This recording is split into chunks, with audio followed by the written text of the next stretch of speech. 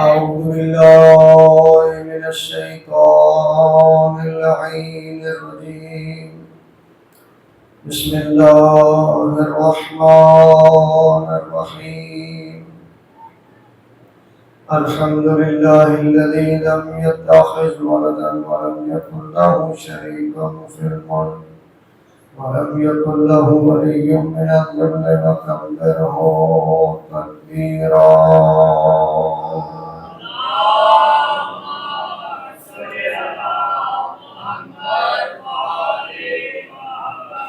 والصلاة والسلام تحية والإكرام على الرسول المصدق المصطفى الأمجد المحمود الأحمد أبي القاسم محمد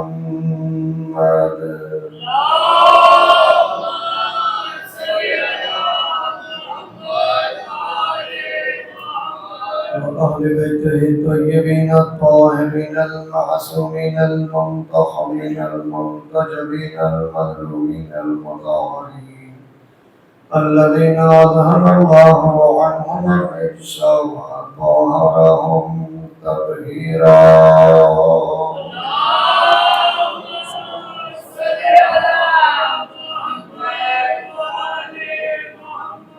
واللعنة الدائمة على أعداء الدين أجمعين من يومنا هذا إلى قيام يوم الدين. أما بعد فقد قال الحكيم بسم الله الرحمن الرحيم واعتصموا بحبل الله جميعا ولا تفرقوا. صلوات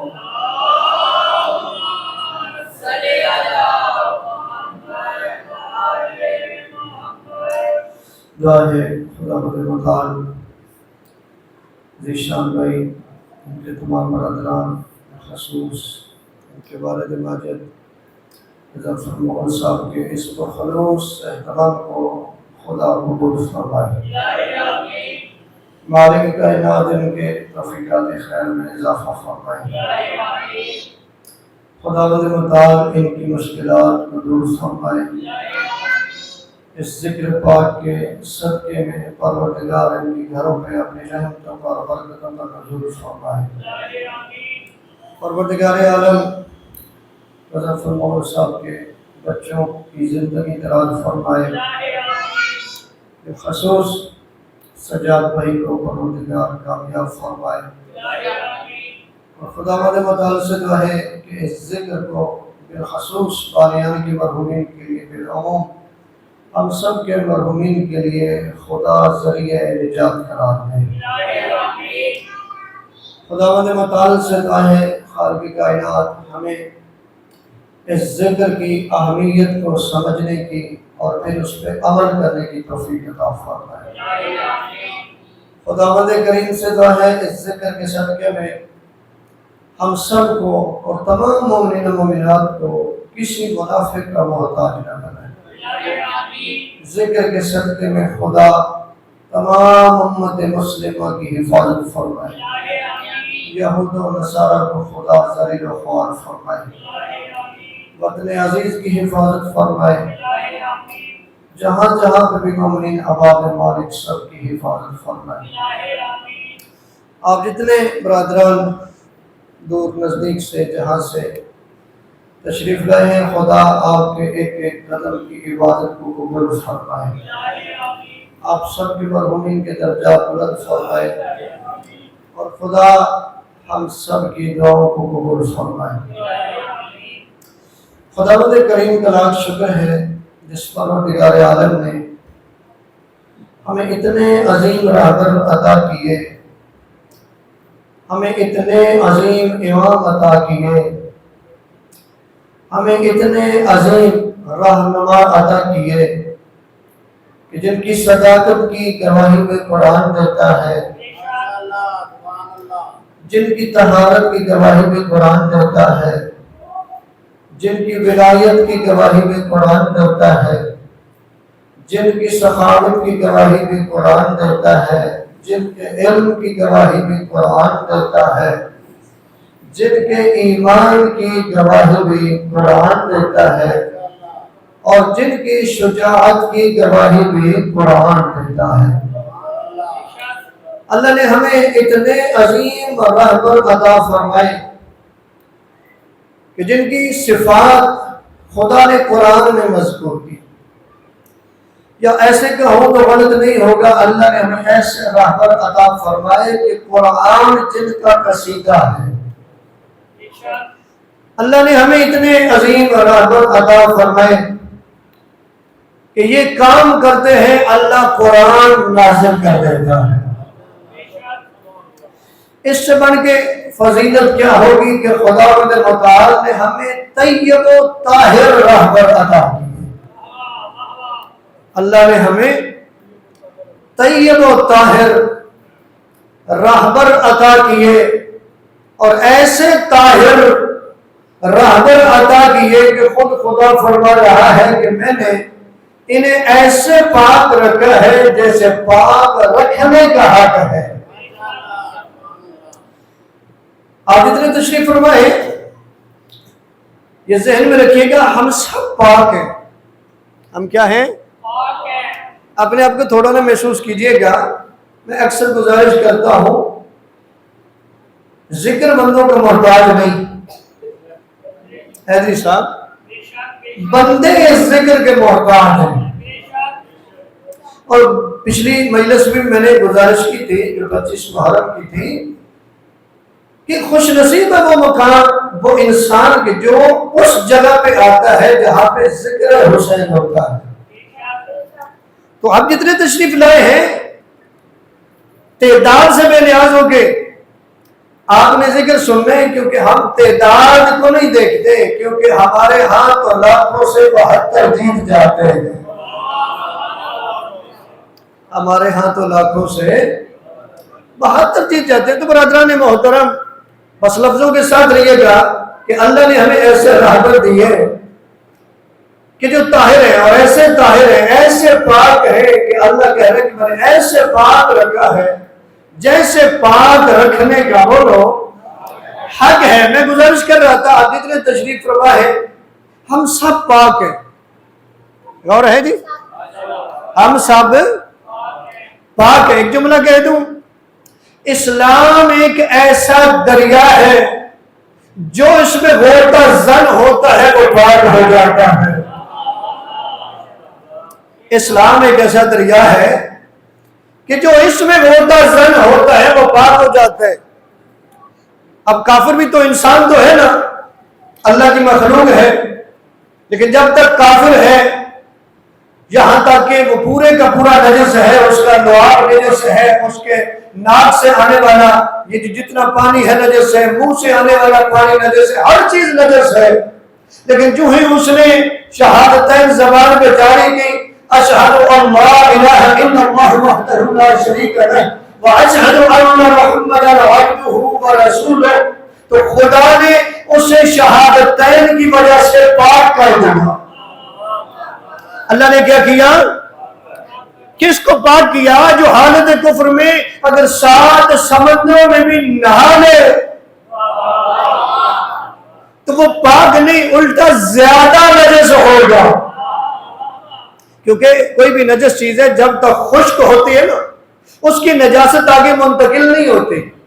ایسے ہی جی، نجاست نہیں آگے منتقل۔ کتا ہے، نجس العین ہے، اگر آپ کے پاس سے گزر گیا، آپ کے کپڑوں سے ٹچ ہو گیا، اگر خشک تھا تو آپ کو نجس نہیں کرے گا، ٹھیک ہے جی۔ لیکن اگر وہ گیلا تھا اور آپ کو لگ گیا تو نجس کر دیا۔ ایسے ہی کافر ہے، جب تک خشک ہے، آپ کے ہاتھ کے ساتھ ہاتھ میں ٹچ ہو گیا، نجس ہے۔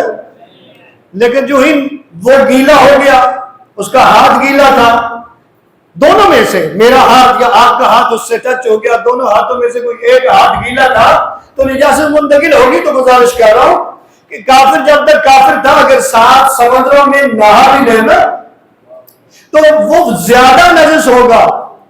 وہ کیا ہوگا؟ زیادہ نجس ہوگا۔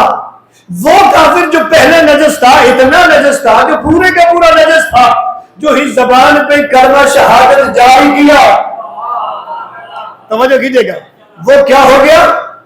پاک ہو گیا۔ چلو فقہی مسئلہ بتاتا جاؤں، وہ پاک ہو گیا، لیکن اگر کپڑے نجس پہنے تھے یا بدن پہ کوئی اور نجاست تھی، وہ پاک کرنی ہوگی۔ حالت کفر میں اگر برتن دھوئے ہیں، کپڑے دھوئے ہیں، تو ان کو پھر پاک کرنا ہوگا، وہ پاک ہو گئے۔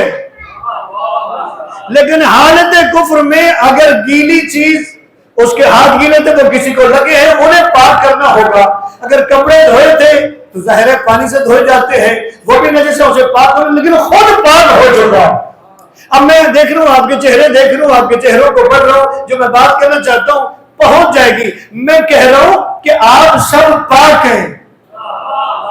آپ کیا ہیں؟ اسلام نے ہم سب کو پاک کر دیا۔ اللہ نے جو ہی ہماری زبان پہ کلمہ شہادت جاری ہوا، اللہ نے ہمیں پاک کر دیا۔ بھائی اسلام انسان کے ظاہر کو پاک کرتا ہے، نکاح انسان کے نسب کو پاک کرتا ہے۔ توجہ کیجئے گا، اسلام کلمہ شہادت پڑھیں گے تو آپ پاک ہو گئے نا۔ نکاح آپ کے نسب کو پاک کرتا ہے، خمس و زکات آپ کے مال کو پاک کرتا ہے، علی ولی اللہ آپ کے دل کو پاک کرتا ہے۔ علی کی بادشاہی ہے، علی اسم الہی ہے کہ جس میں ذات میں مولا، زبان کے ساتھ دل مولا، علی مولا، علی مولا۔ ابھی لائے ابھی لائے ابھی لائے یا رائے ہے یا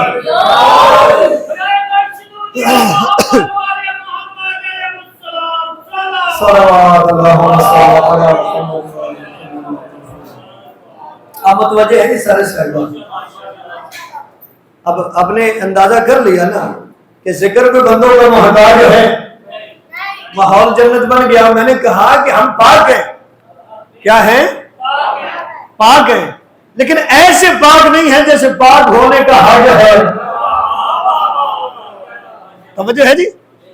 عسکری بھائی اور کیجئے گا، میں کہہ رہا ہوں ہم سب پاک ہیں، لیکن ایسے پاک نہیں ہے جیسے پاک ہونے کا۔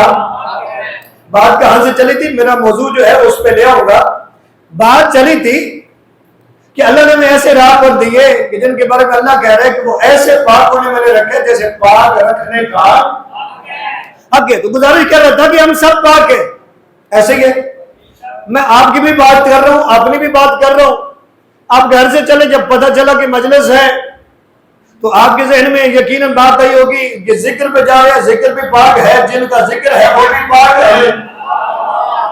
یہ بھی بات ذہن میں آئی ہوگی جس جگہ پہ جا رہے ہیں وہ اللہ کے گھر ہے، مسجد ہے، مسجد بھی پاک ہے، تو آپ نے کوشش کی ہوگی لباس بھی پاک پہنا ہوگا، بدن کو بھی پاک کیا ہوگا، وضو بھی کیا ہوگا۔ بالکل ایسی حالت میری ہے، میں ممبر پہ بیٹھا ہوں، باوضو بھی ہوں، لباس بھی پاک ہے، توجہ ہے نا، بدن بھی پاک ہے۔ بھائی یہ ساری چیزیں پاک ہیں، لیکن یاد رکھیے ایسے پاک نہیں جیسے پاک ہونے کا۔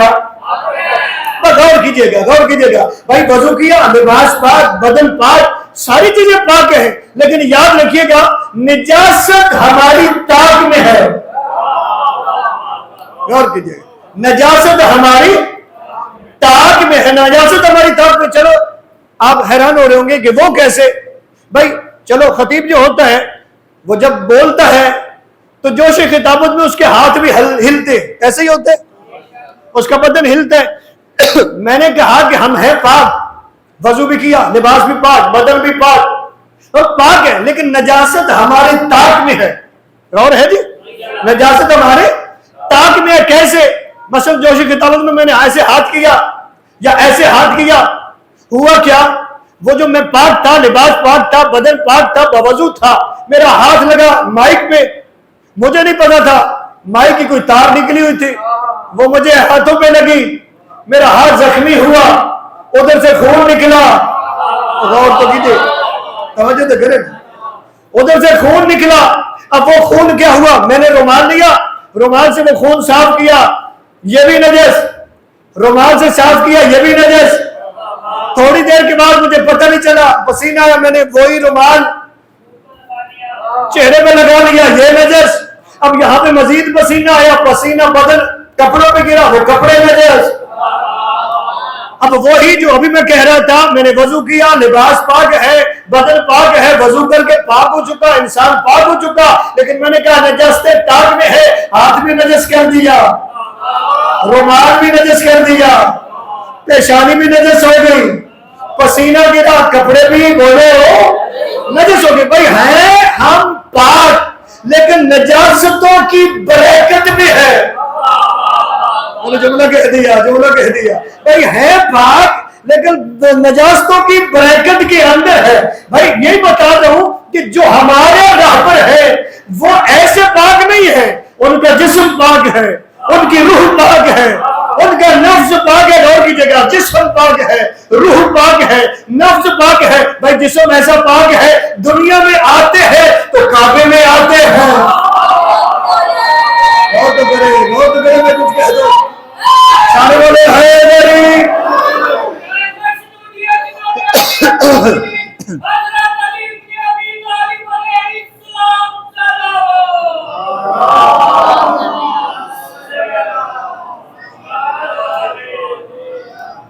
بھائی جو اللہ نے ہمیں راہبر دی، ان کا جسم پاک ہے، ان کی روح پاک ہے، ان کا نفس پاک ہے۔ جسم اتنا پاک ہے کہ دنیا میں تشریف لاتے ہیں تو کعبے میں آتے ہیں۔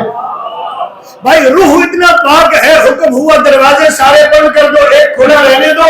کیوں؟ اس لیے کہ اس دروازے سے جو بھی نکلتا ہے وہ جس حالت میں بھی نکلے، مسجد میں آ سکتا ہے، مسجد نبوی میں آ سکتا ہے۔ دلیل یہ ہے کہ ان کا روح پاک ہے۔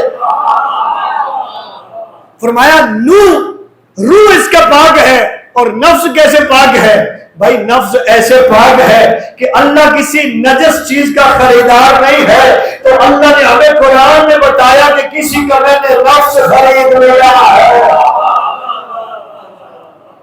اللہ نے قرآن میں کہا کہ بندوں میں سے کوئی ایسے بندے موجود ہیں جو اپنا نفس نہیں، اللہ نے ہمیں ایسے راہبر آگے چلنے والا، امام آگے چلنے والا، لیڈر آگے چلنے والا، رہنما راہ دکھانے والا، تو اللہ نے ہمیں ایسے راہبر دیے۔ اب ذرا دیکھیں گے کہ یہ جو راہبر ہیں، جو ہم باتیں کرتے ہیں، کہ یہ صرف ہماری باتیں ہیں، صرف لکا لسانی ہے، یا واقعی ہم درست ہیں؟ اب میں نے آیت پڑھی ہے سورہ آل عمران کی آیت نمبر 103، اس کا پہلا حصہ میں نے تلاوت کی ہے، جس میں خدا فرما رہے بسم اللہ الرحمن الرحیم وَاعْتَصِمُوا بِحَبْلِ اللَّهِ جَمِيعًا وَلَا تَفَرَّقُوا۔ تو غور کیجئے گا، میں آپ کو لے آیا ہوں اپنے موضوع پہ۔ خدا کیا فرما رہے قرآن میں؟ خدا فرما رہے کہ اللہ کی رسی کو مضبوطی سے پکڑ لو۔ توجہ ہے جی؟ متوجہ ہیں سارے صحابہ؟ اللہ قرآن میں کیا کہہ رہے ہیں؟ آپ سے مخاطب ہے نا، کہ اللہ کی رسی کو مضبوطی سے، سارے بولیے گا ذرا تاکہ اس رسی کی سمجھ آئے جب بولے گے تو، اللہ کی رسی کو مضبوطی سے پکڑ لو۔ کیوں؟ کہا فرقے نہ ہو جاؤ۔ یعنی خدا نے قرآن میں فرقے ہونے سے منع کیا۔ توجہ کیجئے، ایک اور جگہ پہ فرمایا قرآن میں ہی کہ آپس میں جھگڑا نہ کرو وگرنہ تمہاری ہوا اکھڑ جائے گی۔ ایک اور جگہ پہ فرمایا سورہ الانعام آیت نمبر 159، خدا فرما رہے، خدا کیا فرماتا ہے؟ خدا فرماتا ہے کہ جو لوگ جنہوں نے اپنے دین میں فرقہ بازی کی، جنہوں نے اپنے دین میں تفرقہ ڈالا، اے حبیب آپ کا ان سے کوئی تعلق نہیں ہے۔ حبیب آپ کا ان سے، اچھا ظاہراً تو ایک بات آپ کو سمجھ آ رہی ہے کہ خدا جو ہے جانتا ہے اللہ کی رسی کو پکڑ لو، فرقے نہ ہو جاؤ، لیکن جب اس کی باریکی کو دیکھیں گے تو ان ساری آیات سے آپ اس نتیجے میں پہنچیں گے کہ خدا کسی خطرے کی گھنٹی بجا رہا ہے۔ خدا کیا کر رہے ہیں؟ کہ کوئی خطرہ ہے جو آنے والا ہے، جس سے خبردار کر رہے ہیں۔ کوئی طوفان آنے والا ہے، توجہ ہے جی، کہ خدا خبردار کر رہے، یا کوئی آندھی آنے والی ہے جس سے بچنے کے لیے خدا کہہ رہے اللہ کی رسی کو پکڑو۔ کسی خطرے کے حوالے سے بتا رہے ہیں کہ وہ خطرہ آئے گا، اللہ کی رسی کو پکڑ لو، فرقے نہ ہو جاؤ. توجہ کیجیے گا جی. اچھا میں حیران ہوں کہ جب اللہ نے خطرے کے بارے میں بتایا کہ خطرہ آنے والا ہے، تم نے علیحدہ نہیں ہونا، تم نے اللہ کی رسی کو پکڑ لینا ہے، تو کیا بتائی نہیں ہوگی وہ اللہ کی رسی کون ہے؟ ایسا تو ہو نہیں سکتا کہ قرآن میں ایک چیز کا ذکر ہو، یا تو قرآن کسی اور مقام پہ وہ بتائے گا، یا پھر اگر ادھر نہیں بتایا، قرآن میں نہیں بتایا، تو وارث سے قرآن ضرور بتائے گا. کیونکہ اس قرآن کو ایسے تو چھوڑا نہیں. ثم اورثنا الکتاب الذین اصطفینا من عبادنا، پھر ہم نے قرآن کے کچھ وارث بنائے، اور وارث ان کو بنایا جن کو ہم نے چن لیا اپنے بندوں میں سے. اس کا مطلب ہے قرآن کوئی عام کتاب نہیں ہے، اس کا وارث وہ ہو سکتا ہے جو چنا ہوا ہو، اور چنا ہوا بھی بندوں کا نہیں، اللہ کا.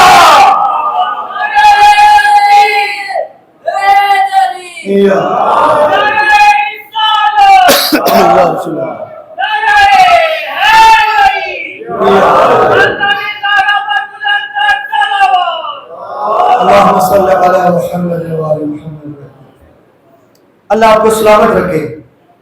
قرآن میں اللہ نے جب کہا یعنی خطرے کا الارم بجا دیا کہ خطرہ آنے والا ہے، اس سے بچنے کے لیے کیا کرنا ہے؟ اللہ کی رسی کو مضبوطی سے پکڑ لو. اچھا روایت کا یہ جملہ نہیں ہے، یہ سوچنا پڑے گا. لفظ تو استعمال ہو رہے رسی. جو ہی رسی آپ کے ذہن میں آیا تو ایک رسی تو آئی ہوگی نا آپ کے ذہن میں، اور اس کے رسی کیسی ہوتی ہے وہ بھی پتا چلا ہوگا، کیونکہ رسی جو ہوتی ہے اس کے دو شرے ہوتے ہیں. توجہ کیجیے گا. اب ظاہر ہے اللہ کسی ایسی رسی کی تو بات نہیں کر رہا نا کہ جو بازار میں بکتی ہے، لیکن یہ بات ضرور ہے، ہمارا دل کہتا ہے، ہمارا عقل، چونکہ اللہ نے عقل دیا، شعور دیا، تو اللہ چاہتا بھی ہے کہ اس کو استعمال کرو. بھائی جب رسی کا ذکر ہوا تو چلو یہ وہ رسی نہیں ہے جو دکانوں سے ملتی ہے، جو شہر سے ملتی ہے، جو بازاروں سے ملتی ہے، لیکن ہے تو رسی نا. اور رسی جو ہے وہ ہوتی کیسی ہے؟ اس کے دو شرے ہوتے ہیں. تو یہ ہمیں ماننا پڑے گا کہ یہ بھی رسی ایسی ہے جس کے دو شرے ہیں، لیکن یہ بات ماننی پڑے گی یہ دنیا والی رسی نہیں ہے، یہ وہ رسی ہے کہ جس کا ایک سرا ادھر ملا ہوا ہے، دوسرا ادھر ملا ہوا،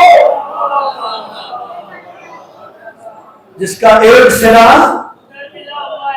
ادھر ملا ہوا ہے، ایک سرا ادھر ملا ہوا ہے. اب ظاہر ہے بات تو اب تک پہنچ گئی، لیکن چونکہ وارث قرآن سے جب تک پوچھیں گے نہیں کہ بتائیں کہ خطرے کا الارم جو بج رہا ہے، اور قرآن میں آپ وارث قرآن میں بتائیں تو صحیح. اور وارث قرآن میں سب سے افضل شخصیت جو ہے، ہستی جو ہے، وہ ہے نبی اعظم. ایسا ہی ہے، کیونکہ قرآن میں محکمات بھی ہیں، متشابہات بھی ہیں. یعنی ایسی آیات ہے، سورہ آل عمران کی ابتدا پڑھیے گا، ایسی آیات بھی ہیں کہ جن کے معنی بالکل واضح ہیں، وہ پڑھتے ہیں، ترجمہ پڑھتے ہیں، سمجھ آ جاتی ہے. لیکن کچھ آیات ایسی ہیں، کچھ آیات ایسی ہیں جن کا ظاہر کچھ اور ہے، باطن کچھ اور ہے. تو ظاہر ہے جس کا باطن کچھ اور ہے، ظاہر کچھ اور ہے. ہمیں تو نہیں پتا، ہم تو ترجمہ دیکھیں گے نا. اور کتنے ہی ایسے لوگ ہیں جو ایسے ہی کرتے ہیں. اور خدا نے اسی سورہ آل عمران میں اسی جگہ پہ آگے فرمایا کہ جن کے دلوں میں زنگ لگ چکا ہے نا، وہ انہی متشابہ آیات کو لے کے لوگوں میں فساد پھیلاتے ہیں. وہ کیا کرتے ہیں؟ لوگوں میں فساد پھیلاتے ہیں. تو اللہ نے بتایا یہ پوچھنے کن سے؟ ان متشابہات اور محکمات کا علم کس کے پاس ہے؟ تو اللہ نے کہا ایک ہے اللہ کے پاس علم، اور دوسرے وہ ہیں جو والراسخون فی العلم ہے، جو علم میں راسخ ہیں. اس کا مطلب یہ ہے کہ کوئی ہے نا کہ جو ہمیں بتائیں گے اگر ہمیں قرآن کی سمجھ نہیں آئے گی تو بھائی ہمیں تو نہیں سمجھ آ رہی تو کون سی اللہ کی رسی ہے؟ بھائی خطرہ بتایا جا رہا ہے، کون سی اللہ کی رسی جس کو پکڑیں گے ہم خطرے سے بچ جائیں گے. اب آج چلتے ہیں نبی کی بارگاہ میں. اللہ کے نبی آپ احوال سے قرآن ہمیں بتائیں خطرہ ہے ہم سے ہم نے بچنا کیسے ہے, کیسے بچنا ہے. تو نبی فرمائیں گے کہ بڑا آسان, میں نے تو کھلیا دے دیا تھا, میں نے تو بتا دیا تھا. اتنی تارے کوئی فکر مستقا نہیں کتاب اللہ ہے. توجہ ہے سارے صاحبان کی. مجھے محسوس ہوا تھوڑے بندے اس میں بولے ہیں کیونکہ یہ حدیث ایسی جو آپ کو ہر روز ہی سننے کو ملتی ہے. ایک یہ حدیث ہے, ایک اور ہے, اس سے اگتا نہ جانا. ایک جملہ کہہ دوں, چند ایک حدیثیں ایسی ہیں جو کچھ لوگوں کے گلے کی ہڈی ہے جو نہ آگے جاتی ہے. توجہ ہے سر صاحبان بھائی. اللہ کے نبی فرمائیں گے میں دو چیزیں چھوڑ کے جا رہا ہوں, ایک قرآن ہے, دوسری میری عبرت ہے, اہل بیت ہے. فرمایا میں یہ دو چیزیں چھوڑ کے جا رہا ہوں, یہ کبھی جدا نہیں ہوں گی. توجہ ہے جی. فرمایا ان سے تمسک رکھنا. وہاں بھی کیا حکم ہے؟ یہی حکم ہے اللہ کی رضی سے تمسک رکھنے پکڑنے. یہاں کیا حکم ہو رہا ہے یہاں, اور یہ یاد رکھیے گا, یہ حدیث کو یاد نہیں, اس کا حوالہ یہ ہے کہ 35 صحابی ہیں جنہوں نے اس حدیث کو بیان کیا. کتنے صحابی ہیں جی؟ یہی تو میں نے کہا نا یہ گلے کی ہڈی ہے. اس لیے کہ کئی لوگ ایسے ہیں کہ جو اس حدیث کو نہیں مانتے تو انہی کے بندے کھڑے ہو جاتے ہیں اس کو کیسے نہیں مانتے, 35 صحابہ نے بیان کیا ہے. ایسے ہی ہے نا, کتنے ہی ایسے بیٹھے ہوئے ہیں وہ کہتے ہیں کہ اس سے آگے نہیں ہم جا سکتے, اس کو سمجھ کے جائیں گے. تو نبی نے فرمایا میں تو دو چیزیں چھوڑ کے جا رہا ہوں. میں نے تو کہا ایک اطرت اور دوسری قرآن, قرآن اور اہل بیت. ایک اور حدیث کی طرف جاتے ہیں, اس کو سمجھ کے نبی فرماتے ہیں کہ یہ کبھی جدا نہیں ہوں گی, ان سے تمسک رکھنا. اور فرمایا یہ تمہیں گمراہ نہیں ہونے دیں گے. اور فرمایا اگر تم تمسک رکھو گے تو یہ تمہیں میرے پاس حوض کوثر پہ لے آئیں گے. اچھا ایک بات ذہن میں رکھیے گا, میں آج ایک پوسٹ بھی دیکھ رہا تھا, اس کا کچھ ہمارے پردھان نے جواب بھی دیا کہ ایک عالم دین ہے, توجہ ہے, انہوں نے کہا کہ نبی اعظم نے جو فرمایا میں دو چیزیں چھوڑ کے جا رہا ہوں, ایک قرآن ہے اور دوسری میری اہل بیت ہے. اس اہل بیت سے مراد نبی کی بیویاں ہیں. یعنی نبی نے فرمایا میں قرآن چھوڑ کے جا رہا ہوں, دوسری اپنی بیویاں. اچھا میں حیران ہوں کہ حدیث پوری کو سمجھا ہی نہیں ہے. حدیث کہہ رہی ہے ان سے رکھنے تمسک, اور ان سے اگر تمسک رکھو گے یہ جدا نہیں ہوگی, یہ تمہیں لے آئے گی میرے پاس حوض کوثر پہ. نبی کی امت صرف نبی کے دور تک تھی. اللہ کرے میں جملہ پہنچا پاؤں. میرا آپ سے سوال ہے, سوشل میڈیا آپ بھی یوز کرتے ہیں, آپ کامنٹس بھی کرتے ہیں, اس کو کریے گا. نبی کی امت صرف نبی کی زندگی تک تھی. نبی کی امت تو قیامت تک آنے والا ہر بندہ نبی کی امت ہی ہے. ایسا ہی ہے. تو اگر تو نبی کی بیویاں ہیں تو نبی کی بیویاں تو نبی کے بعد کچھ عرصہ زندہ رہیں گی, دنیا سے چلی گئی.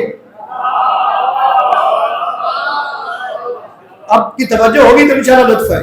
بھائی میں کہہ رہا ہوں اگر نبی کی بیویاں قرآن اور نبی کی بیویاں, تو نبی کی بیویاں تو ایک عرصہ تک زندہ رہیں. ذیشان بھائی پھر تو دنیا سے چلی گئی, تو کیا امت بھی چلی گئی؟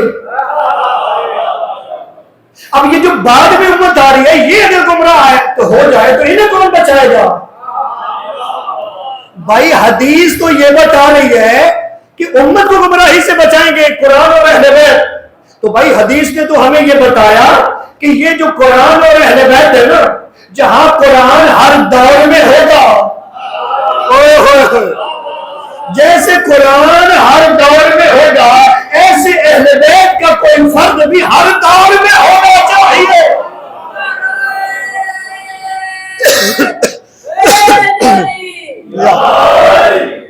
ایسے ایک درود پڑی گا.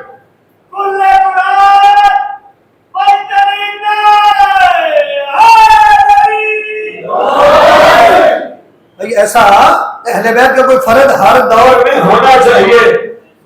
ایسی ہے جی. اگر ہر دور میں کوئی ایسا نہیں ہوگا تو وہ لوگ کہاں گئے, وہ کیسے بچیں گے؟ توجہ ہے جی؟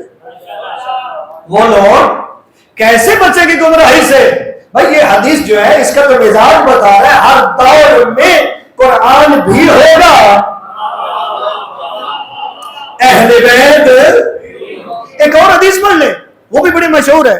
نبی اعظم نے فرمایا مثل اہل بیتی کمثل سفینۃ نو من راکبھا نجا ومن تخلف عنہا فغرق رہبھا. فرمایا میرے اہل بیت کی مثال کشتی نوح جیسی ہے, جو اس پہ سوار ہوا وہ بچ گیا, جو سوار نہ ہوا لفظ فغرق رہبھا فرمایا وہ ہلاک ہو گیا. یہ حدیث بھی بتا رہی ہے, یہ حدیث بھی بتا رہی ہے کہ کشتی نجات ہر دور میں ہوگی. کشتی نجات ہر دور میں ہوگی. اچھا یہاں پہ کوئی بندہ سوال کر سکتا ہے, آپ گھبرائے تو نہیں برادران؟ یہاں پہ کوئی بندہ سوال کر سکتا ہے بھی آپ کہہ رہے ہیں کہ کشتی نجات جو ہے اس پہ بیٹھنا ہے, تو اس سے مراد تو ہے اہل بیت سے محبت, تو وہ تو ہم بھی کرتے ہیں. توجہ ہے جی؟ کہہ سکتا ہے نا, کیونکہ کوئی مائی کا لال ابھی پیدا ہی نہیں ہوا, بے شک آپ محلے پورے میں چلے جائیں, دروازے کھٹکھٹائیں, وہ کلمہ پڑھنے والا پوچھے اہل بیت سے محبت کرتا ہے. کوئی مائی کا لال نہیں جو کہے کہ ہم محبت نہیں کرتے. کیوں؟ جو کہے گا کہ ہم اہل بیت سے محبت نہیں کرتے وہ اپنے کفر کا اعلان کرے گا. تو محبت کا دعویٰ تو سبھی کرتے ہیں. تو اگر کوئی کہہ دے اس سے مراد کشتی نجات سے مراد تو محبت اہل بیت ہے, تو میرے برادران انہیں سمجھائیے گا یہ جو کشتی نجات کی بات ہو رہی ہے یہ مثال کسی اور کشتی سے دی جا رہی ہے. وہ کشتی کون سی ہے؟ کشتی نوح. اور اس کشتی نوح کے بارے میں پڑھیں, اس کشتی نوح پہ جو بیٹھا تھا وہ بچا تھا, جو رہ گیا. میں بڑا جملہ دینا چاہتا ہوں اس لیے میں تھوڑا آہستہ ہوا ہوں. بھائی کشتی نوح صرف محبت کرنے والے بیٹھے تھے. اچھا میری بات سنیے گا. اچھا کشتی نوح پہ جو بیٹھے وہ بچ گئے, کیا نوح کا سارا کنبہ بیٹھا تھا؟ تاریخ تو کہہ رہی ہے سگا بیٹا ڈوب گیا. اللہ کرے میں جملہ پہنچا پاؤں. بیوی ڈوب گئی, کشتی پہ نہیں بیٹھی. اب اولاد والے بیٹھے ہیں, مجھے اتنا بتا دیں بھائی نوح کا بیٹا جو ڈوبا ہے کیا نوح کا بیٹا باپ سے محبت نہیں کرتا تھا؟ باپ سے محبت کرتا تھا نا بھائی, کرتا تھا. میں نے تو کہیں تاریخ میں نہیں پڑھا کہ یہ اس لیے ڈوبا کہ باپ سے محبت نہیں کرتا تھا.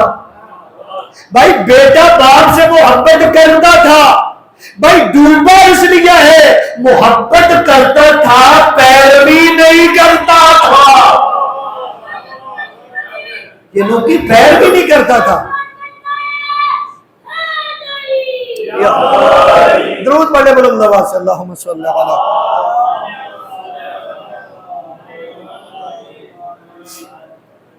محبت کرتا تھا. اس کو نہیں چاہیے تھا, سنائیے گا جب یہ بات کریں اسے سنائیے گا کہ نوح کا بیٹا محبت کرتا تھا. توجہ ہے جی؟ نوح کا بیٹا محبت کرتا تھا, پیروی نہیں کرتا تھا. اور بچنا اس نے تھا جو نوح کی پیروی کرتا تھا. یہاں پہ بھی بات محبت کی نہیں ہو رہی, یہاں پہ بات ہو رہی ہے بچے گا وہ جو اس کشتی پہ بیٹھے گا, لیکن کون؟ جو ان کی پیروی کرے گا, جو اہل بیت کی. وہاں پہ بھی خطرہ, یہ دو حدیثیں بھی خطرہ بتا رہی ہیں.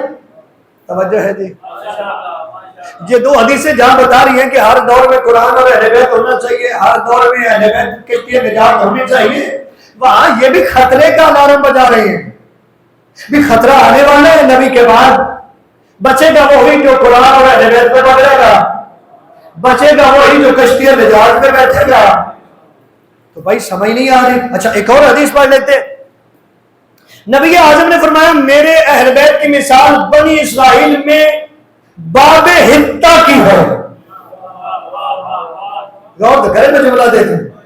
باب حتہ کی ہے. قرآن میں پڑھیے گا سورہ بقرہ ہے, اس کی 50 نمبر آیت سے آگے پڑھ لیں, آپ کو واقعہ مل جائے گا. قرآن کی آیات پڑھیے گا اور یہ یاد رکھیے گا قرآن میں سب سے زیادہ ذکر حضرت موسیٰ اور موسیٰ کی امت کا ہے. قرآن میں سب سے زیادہ کس کا ذکر ہے؟ حضرت موسیٰ علیہ السلام اور حضرت موسیٰ علیہ السلام کی امت, جسے بنی اسرائیل کہا جاتا ہے. بچوں آپ بھی سن رہے ہیں قرآن میں کس کا زیادہ ذکر ہے؟ حضرت موسیٰ علیہ السلام اور ان کی امت بنی اسرائیل کا ذکر ہے. اب ہوا یہ جو بنی اسرائیل ہے یہ آباد ہوئے تھے مصر میں. کہاں پہ؟ مصر میں آباد ہوئے تھے, اور آبادی کے سبب بنے تھے حضرت یوسف علیہ السلام. آپ نے مووی دیکھی ہے, میں اس کی طرف نہیں جا رہا, میں تفصیل میں نہیں جا رہا, سبھی نے مووی دیکھی ہوتی ہے یوسف علیہ السلام کی, کہ وہاں مصر میں جناب یوسف علیہ السلام نے محنت کی. ایک وقت آیا اپنے بھائیوں کو بلا لیا, اپنے باپ کو بھی, وہ آ کے فلسطین چھوڑا, وہاں پہ آ کے آباد ہو گئے. یہ سبب بنے تھے وہاں پہ بنی اسرائیل کی آبادی کا, یہاں تک ایک وقت ایسا آیا کہ 6 لاکھ کی آبادی ہو گئی. ان سبھی بھائیوں کی کتنی آبادی ہو گئی, کتنی نسل بڑی؟ 6 لاکھ. لیکن یاد رکھیے گا اللہ نے بڑی نعمتیں کی, لیکن بار بار کفران نعمت کرتے تھے. اللہ نے قرآن میں کہا کہ میں نے تمہیں بڑی فضیلت دی, لیکن تم بار بار کفران نعمت کرتے ہو. اب ہوا ایسا کہ وہاں پہ فرعون آ گیا. کون فرعون؟ جو کہتے ہیں انا ربکم الاعلی, میں ہی سب سے بڑا رب ہوں. اب یہ بھی اسے پتا چل گیا, بتا دیا گیا کہ ایک بچہ پیدا ہونے والا ہے جو تیری ہلاکت کا سبب بنے گا, تیرا تخت اٹھا دے گا. اب اس نے بنی اسرائیل پہ ظلم کرنا شروع کیے, ہزاروں بچے مروا دیے. میں مختصر کر, اب وہ پھنسے ہوئے بنی اسرائیل والے کہ ان کو مشکل ترین کاموں میں بھی لگایا ہوا ہے. مشکل ترین کاموں میں اللہ نے ایک راہبر بھیجا جس کا نام تھا موسیٰ. غور کیجئے گا, ختم کرتے. ایک وقت آیا, اسی کے ذریعے وقت بدلا, ان کی مشکلیں بھی ختم ہوئی, لیکن مشکلیں ختم ہوئی, نکل نہیں سکتے تھے وہاں سے. اب وہ جو فلسطین چھوڑ کے مصر آئے تھے, اب ان کی خواہش تھی کہ مصر چھوڑ کے پھر فلسطین چلے گئے, لیکن نکل نہیں سکتے تھے. پروگرام بنا رات کو چلے. کب چلے؟ رات کو چلے. بہت بڑا قافلہ لے کے جناب موسیٰ چلے, آگے آگے موسیٰ لیڈ کرنے والے, پیچھے قافلہ. توجہ ہے جی. باب حتہ کی بات کر رہا ہوں. حدیث تھی نا کہ نبی اعظم نے فرمایا کہ میری اہل بیت بنی اسرائیل میں باب حتہ کی طرح ہے. وہ باب حتہ کیا تھا؟ تاکہ امت مسلمہ کو سمجھ آئے کہ اہل بیت ہے کیا, یہ کیوں اللہ کی رسی ہیں, کیوں ان کو پکڑنا ہے, کیوں یہ نجات دینے والے ہیں, کیوں یہ بچانے والے ہیں, کیوں یہ ہلاکت سے بچانے والے ہیں, کیوں یہ گمراہی سے بچانے والے ہیں. سنیے گا.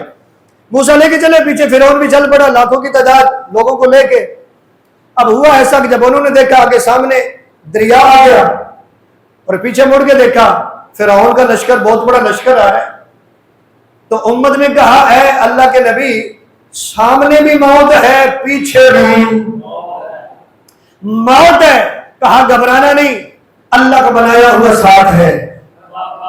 اب موسیٰ علیہ السلام, تاریخ کہتے ہیں موسیٰ علیہ السلام نے کیا کیا؟ حکم ہوا اے موسیٰ اس پانی میں عصا مار, راستہ بن جائے گا. توجہ ہے جی. عصا مارا, راستہ بن گیا. اب یہ تھے 12 قبیلے, انہوں نے کہا کہ یہ تو ایک راستہ ہے, ہم قبیلے ہیں 12, ہم قبیلے 12 ہیں, ہم ایک راستے سے نہیں جائیں گے. حکم ہوا عصا مارتا جا, راستے بنتے جائیں گے. اب 12 راستے بن گئے, 12 قبیلے چلے 12 راستوں سے. کہا ایسے تو نہیں چلے گا, یہ جو پانی جم گیا کوئی درمیان میں کھڑکیاں ہونی چاہیے, ہمیں پتہ چلے کہ دوسرے بھی آ رہے ہیں. ایسا بھی ہو گیا بھائی, یہ سارے 12 راستوں سے چلتے ہوئے نکل گئے. ادھر موسیٰ نبی کا آخری بندہ نکل رہا تھا, ادھر فرعون کا پہلا بندہ داخل ہو رہا تھا. اب وہ داخل کیوں ہوئے تھے؟ اس وجہ سے داخل ہوئے تھے کہ یہ ہے راستے, جب وہ چلے گئے ہم بھی چلے جائیں گے. بھائی بات کہنا چاہتا ہوں، اب یہ بھی چلے، جب درمیان میں پہنچ گئے تو اللہ نے غرق کر دیا، پانی کو ملا دیا، راستہ بند ہو گیا، بھائی سارے جب ڈوب گئے تو میں کہتا ہوں وہ بچے کیسے؟ یہ ڈوبے کیسے؟ بھائی یہ وجہ یہ تھی ان کے ڈوبنے کی، ان کے ہلاک ہونے کی اور ان کے بچنے کی، کیونکہ دونوں کی نظر میں راستہ تھا، دونوں نے کہا راستہ ہے بچ جائیں گے، پچھلوں نے بھی کہا راستہ ہے بچ جائیں گے۔ جب پچھلے تھے نا انہوں نے راستہ دیکھا، راستے کو دیکھ کے چلے، ڈوب گئے، اگلوں نے راستہ بھی دیکھا، لیڈر بھی دیکھا، تو پتا چلا راستے نہیں بچاتے، لیڈر بچاتے ہیں، اور لیڈر بھی کوئی یاد نہیں، بندوں کے بنائے ہوئے نہیں، اللہ کے۔ نکل گئے، اب ہوا ایسا ادھر یا پار کر گئے، بس ختم کرتے ہیں، مقصد پہ آتے ہیں، پھر بھی نافرمانیاں جاری رہی، اتنی نافرمانیاں کہ اللہ نے کو حضور پہ بنایا موسیٰ کو، پیچھے سامری نے بچھڑا بنایا، انہوں نے اس کو معبود بنا لیا۔ کیا کیا؟ اس کو معبود بنا لیا۔ اس نے کہا یہ دیکھو یہ تو بول بھی رہا ہے یہی خدا ہے، انہوں نے اس کو معبود مان لیا۔ کتنے دن؟ 30 دن کا وعدہ، راتیں ہوگی 40۔ انہوں نے کہا موسیٰ آنے والے نہیں ہیں، یہی خدا ہے، اس کی پوجا کرو۔ انہوں نے مان لیا، خدا کا قسم کے ساتھ لوگ تھے جنہوں نے مان لیا۔ جب موسیٰ واپس آئے تو دیکھا انہوں نے بچھڑے کو معبود بنا لیا۔ اللہ کی طرف سے قرآن میں حکم آیا، جنہوں نے بچھڑے کو معبود بنایا ان کی سزا یہ ہے کہ جنہوں نے بچھڑے کو معبود نہیں بنایا، بچھڑے کو مانا نہیں، وہ انہیں قتل کریں۔ توجہ ہے جی؟ وہ کیا کریں؟ اچھا انہوں نے ایک اور بھی کام کیا، اے موسیٰ تو طور پہ اللہ سے باتیں کرتا ہے، ہم بھی تب مانیں گے جب اللہ کو دیکھیں گے۔ 7 لوگ چلے، موسیٰ منع کرتے رہے، وہاں پہ ایک بجلی کڑکی، توجہ ہے جی؟ یہ 70 بندہ تھا، سارا مر گئے۔ خدا فرماتا ہے ثم بعثناکم من بعد موتکم، کہ اللہ نے موت کے بعد پھر انہیں زندہ کیا۔ موسیٰ نبی نے کہا پروردگار یہ سب اتنے قبیلے ہیں، یہ بڑے بڑے لوگ ہیں، یہ جب واپس میں جاؤں گا تو وہ کہیں گے کہ موسیٰ نے مار دیے، پروردگار ان کو زندہ کر۔ اس کا مطلب یہ ہوا کہ اللہ کا بنایا ہوا جب ہاتھ اٹھاتا ہے مردے بھی زندہ ہو جاتے ہیں۔ یعنی یہ کوئی عجیب بات ہے، ایسی بات نہیں ہے جو سمجھ میں نہ آئے۔ اللہ کا قرآن کہہ رہا ہے موسیٰ نے دعا کی تو خدا نے ان کو زندہ کیا، لیکن یہ بات واضح ہے کہ زندہ اللہ نے کیا، ٹھیک ہے نا؟ عیسیٰ مردوں کو زندہ کرتے تھے، لیکن قرآن کہتے کیا تھے؟ اٹھ اللہ کے حکم سے۔ ایسے ہی جتنے بھی رابطے اگر انہوں نے مردہ زندہ کیے تو کہا اٹھ اللہ کے حکم سے۔ اچھا یہ لوگ جو تھے ان کی سزا اتنی بڑی نہیں جو کہتے تھے ہم اللہ کو دیکھنا چاہتے، لیکن جنہوں نے اللہ کو چھوڑ کے بچھڑے کو مان لیا ان کی سزا کیا ہے؟ کہا جنہوں نے نہیں مانا وہ انہیں قتل کریں۔ اب پتہ چلے شرک کتنا بڑا گناہ ہے، توجہ کی ہے جملے میں؟ اب پتہ چلا شرک کتنا بڑا گناہ ہے کہ اللہ نے اسے قبول ہی نہیں کیا۔ کہا جس نے شرک کیا مجھے چھوڑ کے بچھڑے کو مانے، کہا جنہوں نے نہیں مانا وہ انہیں قتل کرے۔ یعنی ایسی سزائیں بھی انہیں ملی ہیں، کافی لوگ مارے گئے۔ آگے چلتے چلتے ایک جگہ پہ پہنچے، کہا یہ جو سامنے وادی ہے نا یہاں بستی عجیب الخلقت مخلوق ہے، فرمایا ان سے جنگ کرو۔ انہوں نے کہا اے موسیٰ یا آپ جنگ کریں یا پھر تیرا اللہ جنگ کرے، ہم تو ان سے نہیں جنگ کرتے۔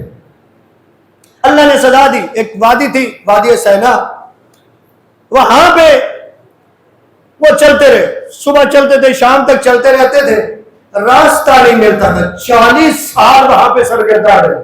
کتنے سال؟ اتنی بڑی سزا، 40 سال۔ لیکن پھر بھی دعا مانگی، وَظَلَّلْنَا عَلَيْكُمُ الْغَمَامَ، خداوند متعال نے بادل کا سایہ کر دیا۔ توجہ ہے نا جی؟ تو کھائیں گے کیا؟ تو اللہ نے من و سلوہ اتارا، ایسے ہی ہے۔ لیکن پھر جب معافی کی بات آئی کہا ارض مقدس میں داخل ہو جاؤ، لیکن جب دروازے سے داخل ہونا تو حطۃ کہتے ہوئے داخل ہونا، باہر یہاں جگہ حاصل جگہ تھی، کیا کہنا؟ حطۃ، हिंतातुन, उन्होंने फिर भी लफ्ज को बदल दिया, उन्होंने कहा हिंतातुन। उससे मेरा ये था कि तौबा, खुदाया हमें माफ कर दे, हमारे गुनाहों को बख्श दे। कहा इस दरवाजे से गुजरोगे तौबा करते हुए, अल्लाह तुम्हें माफ कर देगा। हिंतातुन का मतलब है कि तुम गिरो। उन्हें फिर भी खाने की थी, होते हैं लोग खाने वाले, बड़ा शौक होता है सभी को, तो जो है ना सर साहबान की, उन्होंने फिर भी हिंतातुन का, तो वो बाबे हित्ता आज भी कहते हैं कि बाबे हित्ता मौजूद है। उससे कहा जो भी गुजरेगा अल्लाह उसे माफ कर देगा। अब आइए, नबी फरमा रहे मेरे अहले बैत की मिसाल बनी इस्राइल में बाबे हित्ता जैसी है। यानी नबी बताना चाहते हैं कि मेरी अहले बैत वो दरवाजा है जो इस दरवाजे से गुजर गया, अल्लाह उसे माफ कर देगा। अल्लाह उसे, अल्लाह की रस्सी को मजबूती से पकड़ लो और फिरके फिरके ना हो जाओ। और वो अल्लाह की रस्सी कौन है? रिवायात में कुरान, नबी ने फरमाया कि हब्लुल्लाह कुरान है और अल्लाह का रसूल है। फिर नबी आज़म ने फरमाया साथ साथ मेरे अहले बैत भी हब्लुल्लाह है, अल्लाह की रस्सी है। और खुद अली फरमाते, मासूम फरमाते इन्ना अली सफीनतुन नजात, तवज्जो है जी, अली नजात की कश्ती है। वह बाबो हित्ता को, और फरमाया ये बाबे हित्ता है। और पांचवें मासूम फरमाते हैं नहनु हब्लुल्लाह, हम है वो अल्लाह की रस्सी, हम है वो अल्लाह की रस्सी। तो भाई अल्लाह तो कह रहा है फिरके फिरके ना हो जाओ। हर बंदा तहकीक तो करता है लेकिन फिरके फिर भी है। और ये मैं नहीं कह रहा, नबी की हदीस है, एक नहीं दो सुना सकता हूं कि नबी ने फरमाया मेरी उम्मत के 73 फिरके होंगे, एक जन्नती है। और अगली हदीस में बताया भी, तवज्जो है जी, अगली हदीस में कुछ ऐसे बताया जो सबसे फितना अंगेज है। फरमाया मेरी उम्मत 70 से ज्यादा फिरकों में बढ़ जाएगी, लेकिन उनमें सबसे ज्यादा फितना अंगेज वो है कि जो दीन के मामलात में अपने जाती क्यास को शामिल करे। अब आप समझ सकते हैं क्यास कहां किया जाता है। फरमाया सिर्फ क्यास नहीं बल्कि वो हलाल को हराम करेंगे, हराम को हलाल करेंगे। तो इसका मतलब है पता चला फिरके तो होंगे, बचना कैसे है? नबी ने फरमाया दो चीजें छोड़ के जाओ। नबी फरमाया कश्ती नजात छोड़ के जा रहा हूं, फरमाया बाबे हित्ता छोड़ के जा रहा हूं। तो नबी ने तो सब कुछ बता दिया, आप घबराए तो नहीं बैठे। नबी ने तो सब कुछ बता दिया, लेकिन फिर भी कहा कि हमारी बैयत करें। तवज्जो है जी, जब नबी ने सब कुछ बता दिया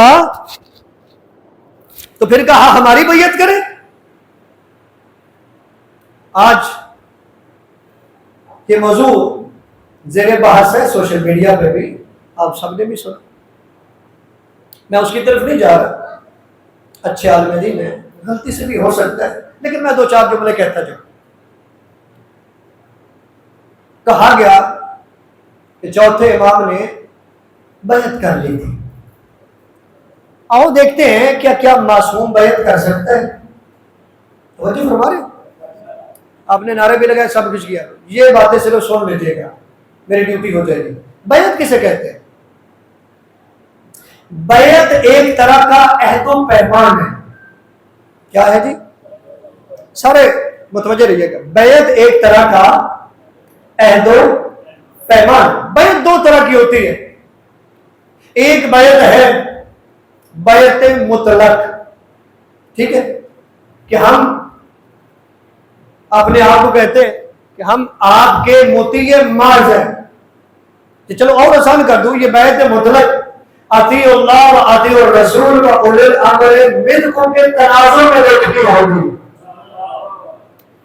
और ये वाज़ेह सी बात है, ये बैयत गैर मासूम की नहीं हो सकती।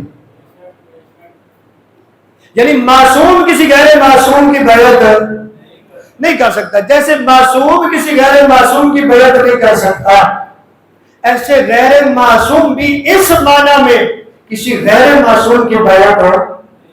मेरे बरदरान तशरीफ फरमाए, نادانی میں کہہ دیتے ہیں کہ ہم فلاں مرشد کی بیعت میں. توجہ ہے؟ مشکل بات ضرور ہے لیکن حقیقت یہی ہے. کہتے ہیں نا لوگ، ہمارے کئی بزرگان ہیں کہ ہمارا وہ مرشد خانہ ہے، ہم ان کی بیعت میں. بھائی بیعت غیر معصوم کی نہیں ہے. توجہ کی ہے نا؟ بیعت غیر معصوم کی نہیں ہے، بیعت ہے معصوم کی. میں پہلے قسم جو بیان کروں، بیعت مطلق، یا آسان کروں بیعت مطلق یعنی اطاعت مطلق. توجہ ہے جی؟ یہ بیعت صرف معصوم کی ہے، غیر معصوم بھی کسی غیر معصوم کی بیعت نہیں کر سکتا. ایسے معصوم کسی غیر معصوم کی بیعت بولو، معصوم کسی غیر معصوم کی بیعت نہیں کر سکتا، اور غیر معصوم کی بیعت نہیں ہو سکتی. ہاں ایک شرط پہ، اور وہ شرط کیا ہے کہ اگر معصوم کسی غیر معصوم کو اپنا نمائندہ مقرر کرے. میں جملہ دے دوں، نمائندہ مقرر کرے، لیکن وہ نمائندہ بھی صرف وسیلہ ہوتا ہے، بیعت پھر بھی معصوم کی ہوتی ہے. بیعت پھر بھی، جیسے ہمارے سامنے ہے جناب مسلم گئے کوفہ میں، تو وہاں پہ بیعت ہوئی، 18,000 کوفی نے بیعت کی، لیکن یہ بیعت مسلم کی نہیں. غور تو کرے، یہ مجلسیں ان کا مقصد ہی کیا ہے کہ ہم لے کے اٹھے کچھ. یہ بیعت معصوم کی تھی، مسلم کی نہیں تھی. کیونکہ اگر غیر معصوم کی بیعت درست ہو جائے تو غیر معصوم تو گناہ کا بھی حکم دے سکتا ہے. تو اس کا مطلب یہ ہے کہ اس کی بیعت کر رہے ہیں، بیعت کا مطلب ہے اطاعت، مطیع معاذ. توجہ ہے جی؟ تو اس کا مطلب ہے کہ گناہ بھی جائز ہو جائے گا. تو ایسا کیسے ہو سکتا ہے؟ ایسا نہیں ہو سکتا. اسی لیے ہی معصوم کسی غیر معصوم کی بیعت نہیں کر سکتا، اور غیر معصوم کسی غیر معصوم کی بھی بیعت ان معنوں میں نہیں کر سکتا. اب دوسری ایک قسم بیعت کے دوسرے معنی عہد و پیمان کو دیکھیں، یعنی آپ کسی خاص حالات میں، کسی خاص سلسلے میں آپ عہد و پیمان کرتے ہیں، بیعت کرتے ہیں کہ میں فلاں کام میں آپ کے تابع ہوں، آپ کے ساتھ، مثلا کسی جنگ میں آپ کے ساتھ چلوں گا، آپ کے تابع ہوں، جیسے آپ کریں گے ویسے کروں گا. یہ مختلف حالات ہوتے ہیں، اس میں ہو سکتا ہے، لیکن وہ بھی غیر معصوم کی. توجہ ہے جی؟ وہ بھی غیر معصوم کے ایسے تابع ہو سکتا ہے، وہ بھی خاص حالات ہوتے ہیں اس میں. اب سوال یہ ہے کہ معصوم کسی غیر معصوم کی کر سکتا ہے؟ کیونکہ مسئلہ تو یہ چل رہا ہے نا، کیا معصوم، جواد بھائی، کیا معصوم کسی غیر معصوم کی بیعت کر سکتا ہے؟ تو برادران آپ دیکھیں گے، عقلی حوالے سے سوچے تو بیعت جو ہے ذاتی طور پر اطاعت ہے، چاہے وہ بیعت مطلق ہو یا بیعت خاص، کسی خاص کام کے لیے، کسی خاص عمل کے لیے، کسی خاص مصلحت کے لیے اب بیعت کرتے ہیں. دونوں میں مقصد کیا ہے؟ اطاعت. اور معصوم کبھی غیر معصوم کا تابع نہیں ہو سکتا. معصوم کسی غیر معصوم کا یہ عقل ہی تسلیم نہیں کرے گا کہ معصوم کسی غیر معصوم کا تابع. ہاں ایک چیز ہے اور وہ ہے تقیہ. توجہ ہے جی؟ تقیہ میں بیعت ہو سکتی ہے لیکن وہ بھی بیعت کی دوسری قسم، پہلی نہیں، بیعت مطلق نہیں، کچھ خاص حالات میں عہد و پیمان. توجہ ہے جی؟ وہ ہو سکتے، کیونکہ تقیہ ایک ایسی چیز ہے کہ معصوم فرماتے ہیں التقیۃ دینی و دین آبائی، فرمایا تقیہ ہمارا اور ہمارے آبا کا دین ہے. وہ کیا ہے؟ دین ہے. تقیہ میں ہو سکتی ہے. تو سوال یہ ہے کیا تقیہ میں بھی کیا بیعت کی ہے؟ سوال تو یہ ہے کیا تقیہ میں بھی بیعت کی ہے؟ تو کوئی ایسی روایت معتبر نہیں ہے کہ تقیہ کی حالت میں کسی معصوم نے بیعت غیر معصوم کی. تقیہ میں بھی نہیں کی. جو روایتیں پیش کی جاتی ہیں نا وہ مسلمات سے ٹکراتی ہیں. توجہ ہے؟ یہ باتیں سونے والے نہیں سمجھنے والے. جو روایتیں پیش کی جا رہی ہیں وہ روایتیں کس سے ٹکراتی ہیں؟ مسلمات سے. اس لیے وہ قابل قبول نہیں ہے، ثابت ہی نہیں ہے علماء. کیونکہ کسی کتاب میں ایک جملہ دے رہا ہوں، آج سوشل میڈیا کا دور ہے، آپ کے سامنے بڑی روایتیں ایسی آتی ہیں جی فلاں کتاب میں لکھا ہے، آپ مان جاتے ہیں واقعی یہ ٹھیک ہے. کیا نہیں مانتے؟ مانتے ہیں. تو بھائی یہ ذہن میں رکھ لیں، کسی روایت کا کسی کتاب میں ہونا معتبر ہونے کی دلیل نہیں ہے۔ کتنی ہی ایسی روایتیں موجود ہیں کہ جو کتابوں میں تو ہیں لیکن معتبر، توجہ فرما رہے ہیں سارے صاحبان؟ تو بھائی روایت دکھا دینا یہ طریقہ درست نہیں ہے، وگرنہ بہت ساری چیزیں ہیں کہ جو لوگ ہمیں دکھائیں گے اور ہم لوگوں کو بھی دکھائیں گے۔ ایک طریقے کے ساتھ چلنا ہے کہ جو معتبر ہے اس پہ عمل کرنے، اور معتبر کوئی روایت ایسی نہیں جس کے مطابق کسی معصوم نے غیر معصوم کی بیعت ہے۔ بات یہاں تک پہنچ گئی۔ لیکن یہ بات آپ کو بتا رہا ہوں کہ یہ جو دوسری قسم ہے کہ خاص حالات میں مصلحت کے تحت کسی مفسدہ کو روکنے کے لیے کوئی فیصلہ کر لے، تقیہ کے تحت ہو سکتی ہے لیکن معصوم نے کی نہیں ہے، اور تقیہ میں بھی بیعت ہوگی تو کیسے ہوگی؟ تقیہ ہے کیا کہ ہم ظاہری طور پر عہد و پیمان نہیں ظاہری طور پر باندھ رہے عہد و پیمان، لیکن یہاں سے یہی تو تقیہ ہے۔ جب زبان سے کچھ اور بولتے ہیں، دل میں کچھ اس کے اغراض و مقاصد ہوتے ہیں۔ تو معصوم نے کبھی بیعت نہیں کی۔ تقیہ کی صورت میں ہو سکتی بالکل ایسے ہی جیسے آپ کسی جگہ پہ نماز پڑھنے کے لیے گئے، باجماعت نماز ہونے لگی ہے، لیکن آپ نے دیکھا پیش نماز وہ ہے کہ جو عادل ہی نہیں ہے، آپ جانتے ہیں آپ نماز نہیں پڑھ سکتے، لیکن یہاں آپ نے دیکھا کہ اگر میں پیچھے کھڑا ہو کے پڑھتا نہیں تو وحدت کے خدشہ دار ہونے کا خطرہ ہے، تو آپ پیچھے کھڑا ہوں گے لیکن اس کے پیچھے نہیں کھڑے، ظاہراً کھڑے ہیں، نماز اس کے پیچھے نہیں پڑھ رہے۔ اچھا آپ متوجہ ہیں؟ ایک جملہ دے دوں بھائی، یہی بات تھی، علی کھڑے ہوتے تھے، توجہ ہے، کھڑے ہوتے تھے لیکن ظاہری طور پر وحدت کے لیے، کیونکہ سبھی کو تو نہیں پتا تھا کیا ہوا ہے، اسلام صرف مدینہ میں تو نہیں تھا، پوری دنیا میں پھیل چکا تھا، وحدت کے لیے امت مسلمہ کے لیے کھڑے ہوتے تھے۔ توجہ ہے جی، بات سمجھ آ گئی؟ تو تقیہ کی صورت میں بات ہو رہی بیعت کی ہو سکتی ہے، لیکن پھر بھی کہیں پہ بھی ثابت نہیں ہے کہ کسی معصوم نے دوسری قسم پہ بھی عمل کیا ہو۔ ہمارے ہاں تو یہ جو امام کا فرمان پڑھا جاتا ہے تیسرے امام کا، مثل لا یبایع مثلا، مجھ جیسا اس جیسے کی بیعت نہیں کر سکتا، یہ بہار میں بھی فرمان پڑھا تو موجود ہے، تسلیت المجالس میں بھی موجود ہے، لہوس میں بھی موجود ہے، اور یہ فرمان اس میں مولا نے یہ کیوں نہیں کہا؟ توجہ کیجئے گا، جواب آ رہا ہے، مولا نے یہ کیوں نہیں کہا کہ حسین یزید کی بیعت نہیں کر سکتا؟ بات تو بیعت تو حسین سے مانگی جا رہی ہے نا، جواب یہ ہونا چاہیے تھا کہ حسین یزید جیسے کہ یزید کی بیعت نہیں کرے گا، لیکن امام نے کیا کہا؟ مجھ جیسا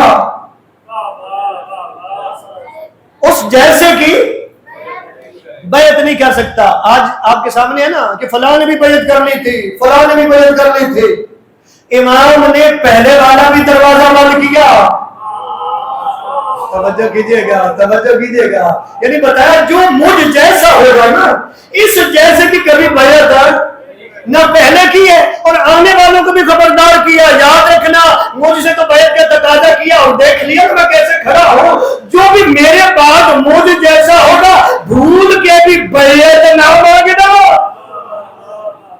وہ بیعت نہیں کرے گا۔ تو چوتھے امام تو تیسرے امام کے فوری بعد آ گئے۔ بھائی چوتھے امام کی وجہ سے تو مدینے کے لوگوں نے یزید کی بیعت کو توڑ دیا، بغاوت کر دی۔ یہ جو واقعہ ہررا ہوا ہے یہ اسی وجہ سے تو ہوا، بغاوت ہو گئی تھی۔ لیکن یہ آپ کو پتہ ہے کہ جب فوجیں آئی ہیں حملہ کرنے کے لیے تو سید سجاد کا گھر جو ہے وہ امان نامہ تھا کہ ان کو امان ہے۔ توجہ کیجئے گا، اس کے گھر میں بھی جو آتا ہے اسے بھی امان ہے، اور جو کچھ کیا تھا لوگوں نے آ کے یزید کی فوج نے وہ آپ کو پتا ہے۔ امام کو کیوں امان نامہ دیا گیا؟ اسی وجہ سے کیونکہ دیکھ چکا تھا ایک سے بیعت مانگی ہے نا، یہ بھی اسی کا بیٹا ہے۔ تو برادران بیعت کے بارے میں ذہن میں رکھ لیں کہ بیعت کہیں سے بھی ثابت نہیں ہے کہ کسی معصوم نے کسی غیر معصوم کی بیعت کی، نبی تو کہہ رہے ہیں یہ اللہ کی رسی ہے، ان کو پکڑنا ہے. بیعت تو جنہوں نے پکڑنا ہے انہوں نے کرنی ہے. کیا کرنا ہے؟ انہوں نے بیعت کرنی. بس ختم کر دیا. یہی تو مسائل تھے. یہ جتنا ظلم ہوا اللہ کی رسی کو ہی تو چھوڑ دیا. اللہ کی رسی کو چھوڑ دیا. کشتی نجات کو چھوڑ دیا. اور اتنے گمراہ ہوئے کہ زہرا کا بیٹا ہی نظر نہ آیا.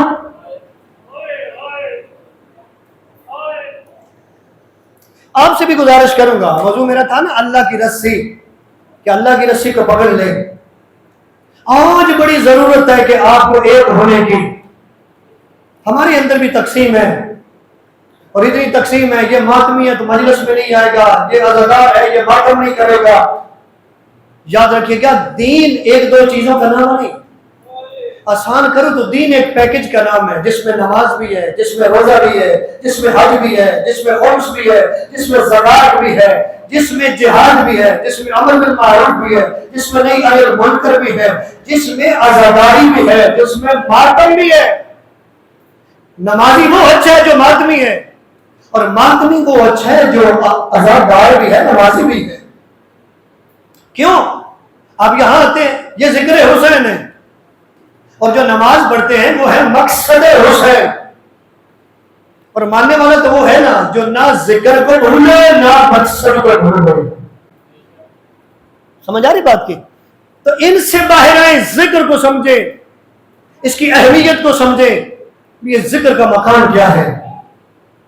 کیونکہ اس مقصد پہ بڑا خرچ ہوا ہے، تھوڑا خرچ نہیں ہوا. میں اکثر کہتا ہوں کہ جن کو کہا گیا کہ اللہ کی رسی کو مضبوطی سے پکڑو، کشتی نجات پہ بیٹھ جاؤ، ان سے تمسک اختیار کرو، اس دور میں تو امام حسین علیہ السلام تھے اللہ کی رسی. اور یہ کتنی مضبوط اللہ کی رسی ہے کہ سارے شہید ہو گئے پھر بھی موقع دے گئے. مجھے کیوں شہید کرتے ہیں؟ کیا میں نے اللہ کے دین میں کوئی تبدیلی کی ہے، کوئی شریعت میں تبدیلی کی ہے؟ کوئی نہیں بولا. اتنا بڑا خطبہ تھا، امام نے فرمایا میں جانتا ہوں اب بول اس لیے نہیں رہے کیونکہ تمہارے پیٹ کے اندر حرام بھرا ہوا ہے، اس لیے حرام سے بھی بچیں، کیونکہ اگر حرام پیٹ میں ہوگا تو امام کی بات کا اثر نہیں ہوتا، مولانا کی بات کا کیسے اثر ہوتا؟ حرام سے بچیں. کتنا بڑا ظلم کیا یہی حرام کھانے کی وجہ سے. کیا حسین کی گردن پہ تیرا ضربہ چلانے والے کو یہ نہیں پتا تھا زہرا کا بیٹا ہے؟ علی اکبر کے ذکر میں پھل بچی کا اتارنے والا اسے نہیں پتا تھا اس کی شکل نبی جیسی ہے؟ جناب قاسم کے ٹکڑے کرنے والوں کو یہ پتا نہیں تھا کہ امام حسن کی نشانی ہے؟ علی اصغر کو تیر مارنے والے کو یہ نہیں پتا تھا یہ تو ابھی ماں پر ماں بھی نہیں کہہ سکتا؟ سکینہ کو تمانچے مارنے والے کو یہ پتا نہیں تھا کہ یہ تو 4 سال کی معصومہ بچی ہے؟ اور کوشش کیجئے گا، ضرور پرسہ دیجئے گا، کیونکہ آج مجھے اس کی شہادت کے چند جملے پڑھنے کا حکم دیا گیا ہے، یا ایسے کہوں آج کی مجلس اس معصومہ کے نام کے ساتھ منسوب ہے کہ جس کے بارے میں حسین فرماتے تھے مجھے وہ گھر اچھا نہیں لگتا جس گھر میں حرام اور سکینہ نہ ہو. چھوٹی اولاد والے در حصے کا مسائل ہے. آپ جانتے ہیں نا کہ بیٹیوں کا اپنے باپ سے بڑا پیار ہوتا ہے. اکثر بزرگان تو کہتے ہیں کہ بیٹی کا دوسرا نام ہی محبت ہے. اور آنے والے پھر سوچئے گا کہ بیٹی ہو سکینہ جیسی، باپ ہو حسین جیسا. اجرکم اللہ، اجرکم اللہ، اللہ تعالی عاشق کو قبول فرمائے. اور آنے والا ہر باپ کو بیٹی سے محبت ہوتی ہے اور ہر بیٹی کو باپ سے محبت ہوتی ہے، لیکن تاریخ پڑھ کے دیکھ چند بیٹیاں ایسی ہیں جن کی اپنے باپ سے کوئی انوکھی محبت تھی. اور آنے والا ایک بیٹی کا نام زہرا ہے، رونے والے باپ سے بڑی محبت تھی. دوسری بیٹی کا نام زینب ہے، علی جیسے باپ سے بڑی محبت تھی۔ تیسری بیٹی کا نام سکینہ ہے، حسین جیسے باپ سے بڑی محبت تھی۔ رونے والے ان تینوں بیٹیوں کو باپ سے بڑی محبت تھی، لیکن دیکھو تو صحیح تاریخ کو پڑھو، ان تینوں بیٹیوں کی جن کی اپنے باپ سے بڑی محبت تھی، اپنے باپ کے بعد ان کا حال کیا ہوا؟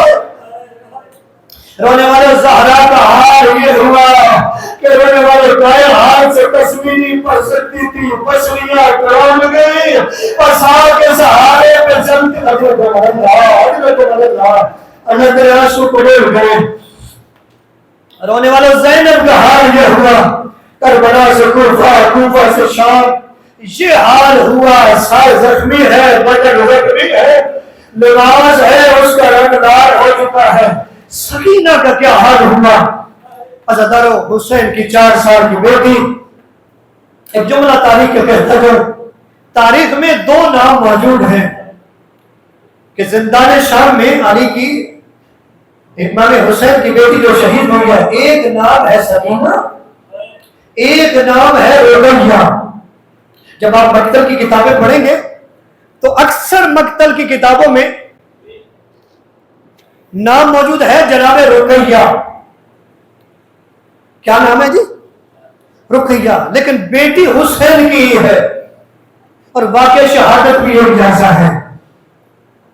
ہونے والوں، بیٹی ہے حسین کی جو شہید ہوئی۔ ایک جملہ کہتا جاؤں، 72 بے گورو کفن جنازے چھوڑ کے سجاد چلا تھا، لیکن عزاداروں کیا بتاؤں، زندان شام میں ایک جنازہ ہے جسے چھوڑ نہیں سکا۔ اجرکم اللہ، اللہ تیرے آنسو قبول کرے۔ یہ 4 سال کی حسین کی بیٹی وہ بیٹی ہے جس کی عمر کم تھی، مصیبتیں زیادہ تھی، اور کتنی بڑی مصیبتیں تھی، کربلا سے کوفہ، کوفہ سے شام تک۔ 4 سال کی بچی کا حال کیا ہے؟ ادھر دیکھتی ہے تو بابا کا سر نظر آتا ہے، ادھر دیکھتی ہے تو علی اکبر کا سر نظر آتا ہے، ادھر دیکھتی ہے تو قاسم کا سر نظر آتا ہے، کہیں دیکھتی ہے عباس کا سر نظر آتا ہے۔ رونے والے، ایک جملہ سنتے ہو نا کہ سید سجاد سے پوچھا جاتا کہ مولا آپ کو سب سے زیادہ تکلیفیں کہاں پہ ہوئی؟ تو امام نے 3 دفعہ فرمایا الشام، الشام، الشام، اور امام نے 7 مصیبتیں بتائی تھی، 7 کی میں ایک بتاتا ہوں۔ امام فرماتے ہیں الشام، الشام میں اس لیے کہتا ہوں کہ جب ہم شام میں داخل ہوئے تو ہوا کیا تھا کہ ان ملعونوں نے میرے بابا حسین کا سر اور میرے چچا عباس کا سر میری پھوپھی اور زینب و کلثوم کے سامنے رکھا تھا، علی اکبر کے سامنے جناب سکینہ اور فاطمہ کبریٰ کے سامنے رکھا۔ اور ہونے والوں، ہم جملہ سن لیجیے گا، ہونے والوں یہ بہنوں کو پتا ہوتا ہے کہ میرے بھائی کا زخم سارا ہے۔ کتنی تکلیف ہوتی ہوگی جناب زینب کو۔ اور ہونے والوں، یہ سارے دکھ دیکھ کے ہے سکینہ نے بھی جناب علی اکبر کا زخمی سر بھی دیکھتی تھی۔ ان تکلیفوں کے ساتھ کبھی پتھر جھڑ کھاتی ہے، کبھی نیزے لگتے ہیں، اور ہونے والوں کبھی تماچے لگتے ہیں سکینہ کو۔ عزادارو، یہ دکھ بھی ساتھ ہے، لیکن علماء کہتے ہیں کہ حسین کی بیٹی، حسین کے سینے پہ سونے والی 4 سال کی معصومات کربلا سے کوفہ، کوفہ سے شام تک نہ روتی تھی نہ سوتی تھی۔ خدا نے کیا دیکھا تھا 10 محرم کو، شام غریبہ کو، حسین کی بیٹی سوتی نہیں تھی۔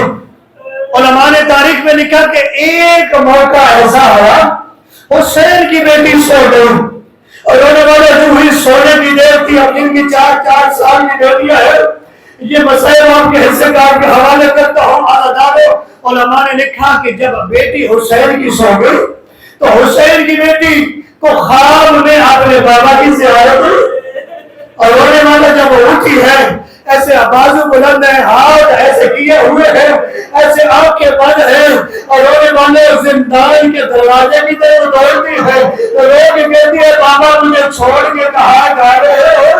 ارے بابا میں اکیلے کیسے رہوں؟ حضرت مدد رہا، حضرت مدد رہا، بابا مجھے چھوڑ کے کہاں جا رہے؟ اور رونے والے بیویوں میں کوہرام تھا۔ سکینہ کی جب حالت ہے کہ سید سجاد کی آنکھوں میں آنسو ہے، اور رونے والے سید سجاد. اب یہاں پہ بھی دو روایتیں ہیں. ایک روایت میں ہے کہ سید سجاد نے خود مانگا کہ میری بہن بابا کو یاد کر کے روتی ہے میرے بابا کا سر دے. ایک روایت میں ہے کہ اس نے کہا کہ سر کب دے گا؟ میں سنتا ہوں کہ سکینہ کی اور حسین کی بڑی محبت ہے, میں سر رکھوں گا اپنے تخت پہ, زندان میں بیٹھ کے سکینہ بلائے باپ آ گئے دے دوں گا. اور رونے والوں جب کہا نا کہ باپ بیٹی بلائے باپ جائے تو دے دوں گا, جناب سید سعدین ایک روایت میں سید سعدین آئے سکینہ تیری محبت کو یزید آزمانا چاہتا ہے. کہا کیسے؟ بتایا ایسے آزمانا چاہتا ہے. جناب سکینہ کہتی ہے اس کمینے کو کہہ دے کہ میری محبت کی توہین نہ کر, تو کہتا ہے نا کہ تخت پہ رکھتا ہوں. کہا تخت پہ نہیں, تو میرے بابا کا سر رکھ کر بنا دے. ارے میں یہاں سے بلاتی حضرت عمر, میں یہاں سے بلاتی ہوں میرے بابا کا سر آ گئے گا.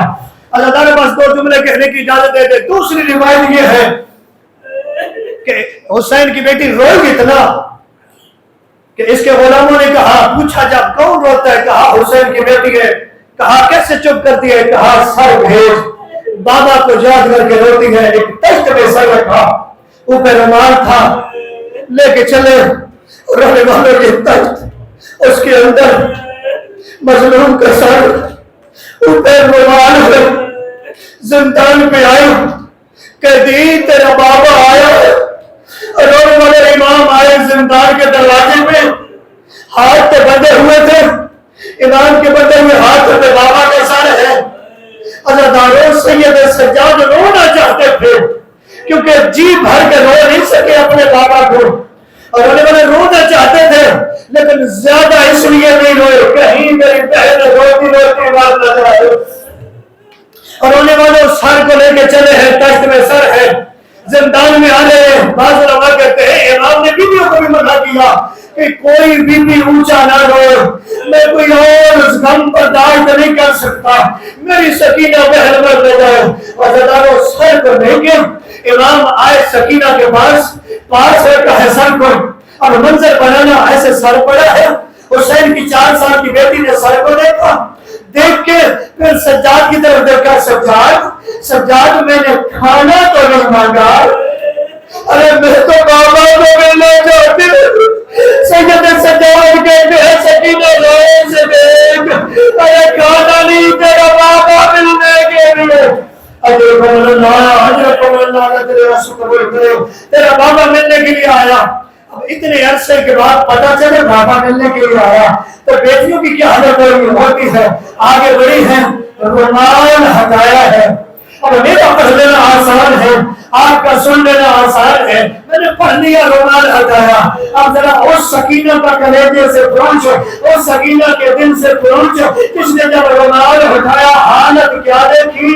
ارے زخمی سارے ہے, ارے خون آلودہ سارے ہے, ارے آبرو کٹے ہوئے, ارے ہونٹ کٹے ہوئے, ارے دندان مبارک شہید ہے, ارے سر پہ خون ہے, ارے داڑھی پہ خون.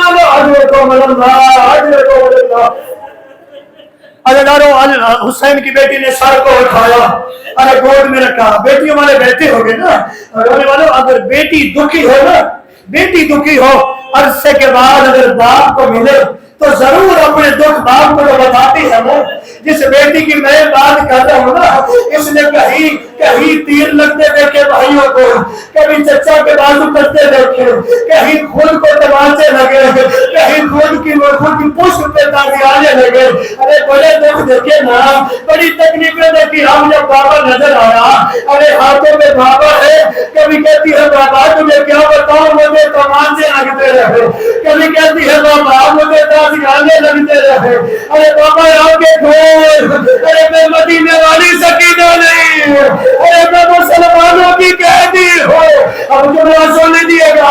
ارے جی بھر کے رو رہی تھی, اپنے دکھ بتا رہی تھی, اور رونے والے جب جی بھر کے ارے حسین کو دکھ بتا چکی, ارے یکدم آگے سنی, ارے غریب بابا کا سر دیکھا, ارے منہ پہ گردن کیا اور رو کے کہتی ہے بابا ارے میں تو اپنے دکھ بتا رہی تھی, ارے بابا کیا بتاؤں, ارے تو مجھ سے بڑا مظلوم ہے, ارے بابا بتا نہیں کرتا کس نے کہانی, ارے مجھے کس نے یتیم کیا, ارے مجھے کس نے حجوں کو ملتا, ارے تیرا سر کیسے زخمی ہو گیا, اور رونے والے یہ جملے کہے, ارے سکینہ کا آواز نہیں آیا, ارے زینب کہتی ہے سجاد, ارے سکینہ بولتی کیوں نہیں, ارے سجاد آگے بڑھے, ارے سکینہ کے ہاتھ میں ہاتھ رکھا, ارے انا للہ ماتم حسین, ماتم حسین.